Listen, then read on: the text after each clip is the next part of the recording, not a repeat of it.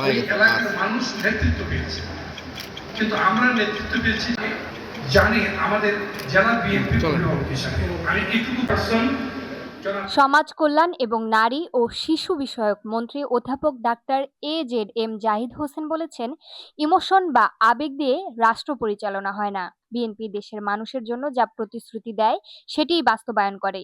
দলটির নির্বাচনী ম্যানিফেস্টোতে যা বলা হয়েছে তা অক্ষরে অক্ষরে পালন করা হবে। বিস্তারিত থাকছে দিনাজপুর থেকে মোহাম্মদ ফয়জার রহমানের প্রতিবেদনে। শনিবার ৪ এপ্রিল দুপুরে দিনাজপুরের শিশু একাডেমি মিলনায়তনে জেলা প্রশাসন ও সমাজ কল্যাণ কার্যালয়ের আয়োজিত জেলার বেসরকারি এতিমখানা ও আশ্রমগুলোর মাঝে ক্যাপিটেশন গ্র্যান্টের চেক বিতরণ অনুষ্ঠানে প্রধান অতিথির বক্তব্যে তিনি এসব কথা বলেন। মন্ত্রী বলেন, বিএনপি যা বলে তাই করে, এটিই দলের ঐতিহ্য ও দীর্ঘদিনের ইতিহাস।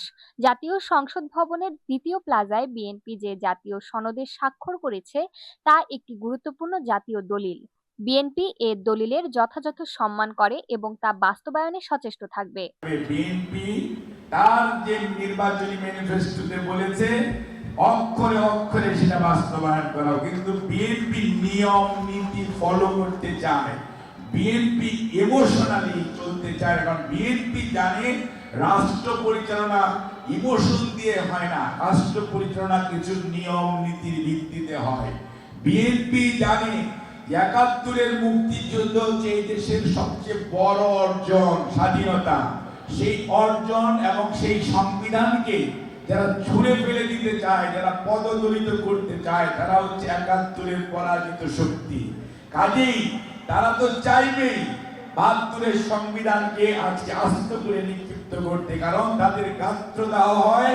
তারা ওই সময় তৎকালীন সেই পাকিস্তান হানাদার বাহিনীর সহযোগী ছিল, তারা কষ্ট পায়, তাদের মনের দাগ লাগে, জ্বালা হয়।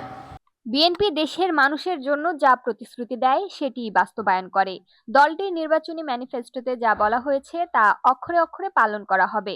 মন্ত্রী আরও বলেন, নির্বাচনের আগে বিএনপি যে রূপরেখা জনগণের সামনে তুলে ধরেছে, জনগণ তাতে পূর্ণ সমর্থন জানিয়েছে, যার ফলে বিএনপি আজ দেশ পরিচালনার দায়িত্বে এসেছে।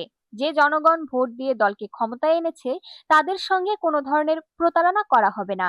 যারা বর্তমানে সমালোচনা করছেন তাদের অতীত কর্মকাণ্ড সম্পর্কে দেশের মানুষ সচেতন বলে তিনি মন্তব্য করেন। দিনাজপুরের জেলা প্রশাসক মোহাম্মদ রফিকুল ইসলামের সভাপতিত্বে অনুষ্ঠানে বিশেষ অতিথি হিসেবে উপস্থিত ছিলেন জাতীয় সংসদের হুইপ আখতারুজ্জামান মিয়া।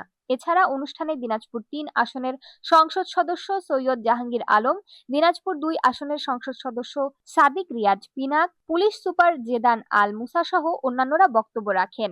অনুষ্ঠানে প্রশাসনের বিভিন্ন দপ্তরের ঊর্ধ্বতন কর্মকর্তারা ও বিএনপির নেতৃবৃন্দ অংশ নেন। জেলার মোট ১০৬টি বেসরকারি এতিমখানা ও আশ্রমে চেক তুলে দেওয়া হয়।